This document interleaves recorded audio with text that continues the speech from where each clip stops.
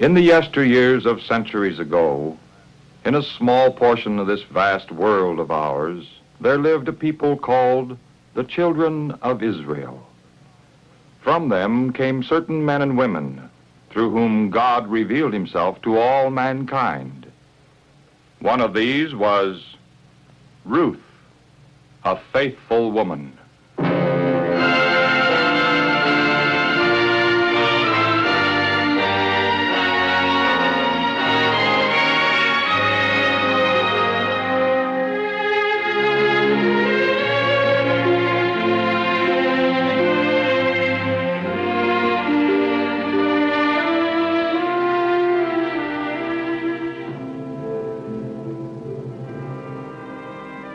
For 10 years, Naomi, an Israelite from Judea, had lived in the land of Moab.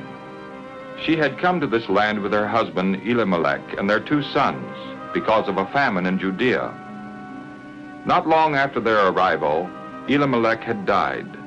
Then her sons had married 2 young women of Moab, Orpah and Ruth. Not long after their marriage, Naomi's 2 sons also had died. And now she was preparing to return to Judea because she had heard that the Lord was again giving her people plenty of food, and she wanted to be back in her homeland.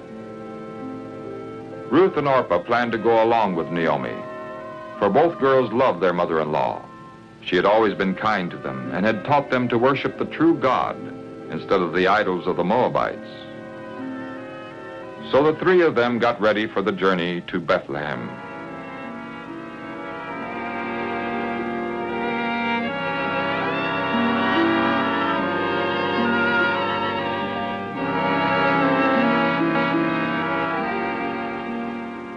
But before they had gone very far, Naomi came to a decision. Why should her daughters-in-law leave their own country? Perhaps the people in Bethlehem would not welcome them, being widows and foreigners. And so Naomi spoke to them. Please go back, both of you, to your own homes. And may the Lord be kind to you as you were to the dead and to me. And may he give each of you a good home. No, we're going with you to your people.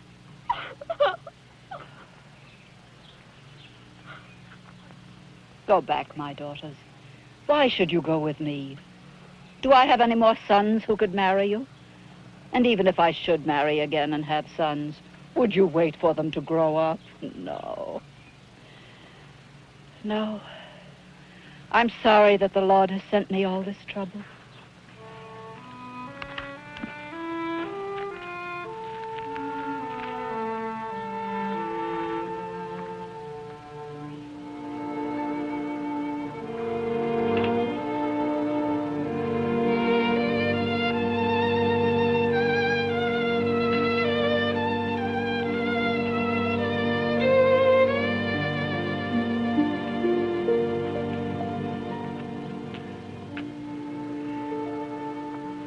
Your sister-in-law is going back to her people.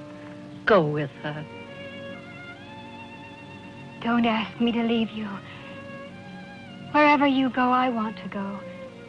And where you stay, I want to stay. Your people shall be my people. And your God, my God. I want to die where you die. And there I'll be buried. May the Lord punish me if I let anything but death come between us.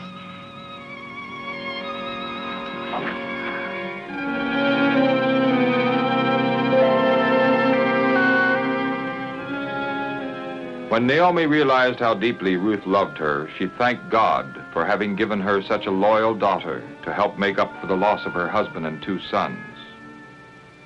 So Ruth and Naomi continued on their journey. When the women came to the land of Canaan, Naomi was glad to be back in her homeland again.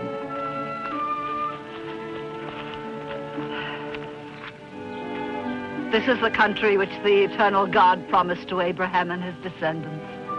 It is now my country, too.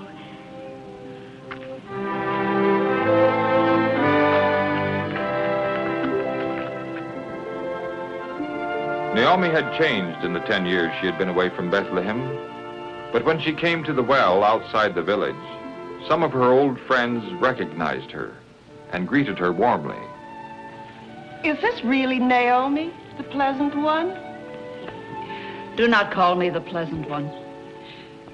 Call me Mara, the bitter one, for I have a bitter sorrow. My husband and my sons are dead. But Ruth, my son's wife, has chosen to come here with me, for she worships the God of Israel. Naomi's friends welcomed Ruth, somewhat coldly at first, but soon she would receive a special blessing from the Lord in this country of Judea.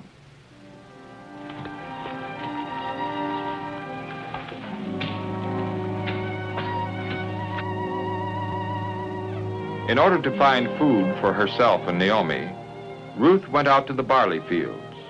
For in those days, it was the custom of Hebrew landowners to leave some stalks of grain for the poor people to gather. Now the field where Ruth gathered grain was one belonging to a man named Boaz. And when he came out to his field and saw her there, he asked his overseer about her. Who is this young woman? She's the one who came back with Naomi from Moab. She said, "Please let me gather grain from the sheaves." And she's been working from early morning until now. Ruth had seen Boaz at the edge of the field and had decided who he was because of his fine clothes and the way he spoke with the overseer. Now Boaz walked over to her. Don't go and gather grain in any other field. You may stay in this one. Stay with my women workers. And when you are thirsty, go to the water jars and drink. Why are you so kind to me, a foreigner? I have heard of all you've done for your mother-in-law since the death of your husband, how you left your mother and your father and the country where you were born and came to a people you did not know. May the Lord reward you for what you've done. May the Lord, the God of Israel, under whose wings you have come for shelter, fully repay you.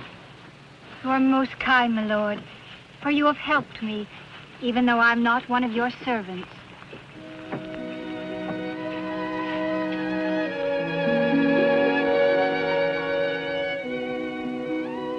From the moment of her meeting with Boaz, Ruth was treated with great kindness. At noon, she was invited to sit with the workers and was given all the food she wanted.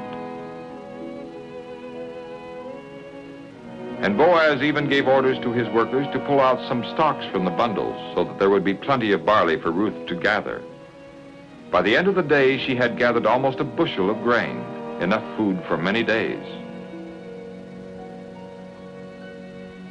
That evening, when Ruth came home, she told Naomi all that had happened, how the owner of the field had been kind to her.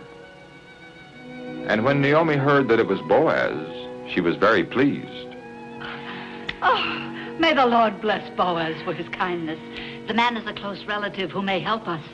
Oh, then he also said to me, "You may stay near my servants until they have harvested all my grain." It is well, my daughter. So Naomi encouraged Ruth to go to the fields belonging to Boaz.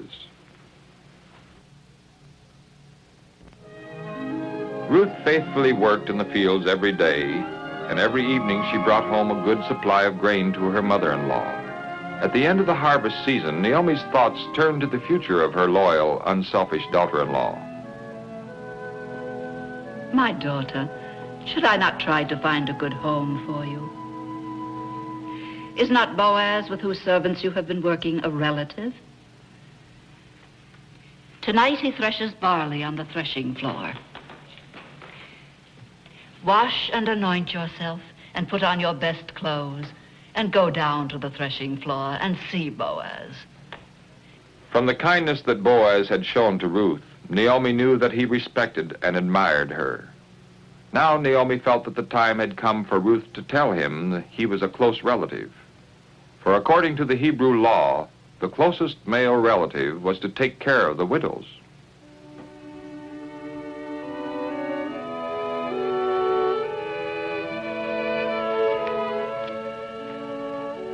Following Naomi's suggestion, Ruth went to Boaz, asking him to take care of her because he was her relative. and Boaz was quick to answer her. Have no fear. I'll do all that you ask, for everyone knows you're a good woman. It's true, I am a close relative. But there's a relative who's closer than I. If he will help you, well, let him do it. But if he isn't willing, then as the Lord lives, I will gladly do it with my whole heart. In this way, Boaz promised Ruth that if the man who was her closest relative would not marry her, he wanted her to be his wife.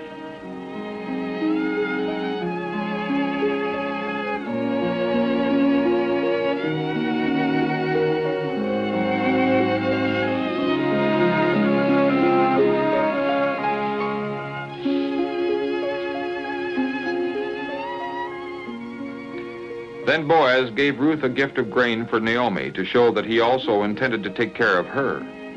And Ruth hurried home to tell Naomi all that Boaz had said. The next day, Boaz lost no time in meeting with Naomi's closer relative. And according to the custom of the day, he asked 10 elders of the city to be present at their meeting. Naomi has come back from Moab and is selling the land that belonged to our relative, Elimelech. I thought I would tell you about it and say, buy it in the presence of the elders of my people. If you want it, take it. But if you do not, then tell me, since after you, I am her closest relative. I will buy it. But if you buy the land from Naomi, you must also take Ruth, the Moabite woman, as your wife, so that her children may inherit the land. No wonder the other close relative hesitated. If he married this Moabite woman and a son were born, the property would go to that son and not to his own children. So the man who was the nearest relative decided what to do. I can't buy it for myself without hurting my own inheritance. You may have it. Then the man took off his sandal and gave it to Boaz to show that Boaz had the right to buy the land and also to marry Ruth. In that way, the matter was legally settled.